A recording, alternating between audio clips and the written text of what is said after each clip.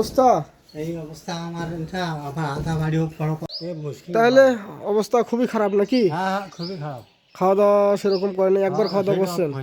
হ্যাঁ এই সবজি টবজি নাই? সবজি টবজি নাই, এই যে দিদি বাতি জ্বলাতে এই সবজি দিয়ে পাক করি ভাত চলে।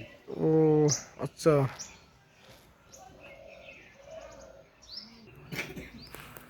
তাহলে শোনো, তোমার জন্য আমি কিছু সবজি নিয়ে আসছি। হ্যাঁ এই সবজিগুলো নাও, এখানে মুড়ি আছে হ্যাঁ আর অনেক কিছু সবজি টবজি আছে, আলু টালু কবি টবি বিভিন্ন কিছু।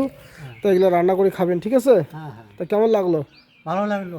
ভালো লাগলো? হ্যাঁ তা রান্না করিয়ে খাবেন, ঠিক আছে? হ্যাঁ ঠিক আছে। আর বন্ধুরা সবাই একটু ভিডিওটা লাইক কমেন্ট শেয়ার করে দেবেন, আর সবাই একটু সাবস্ক্রাইব করে দেবেন আমার চ্যানেলটা।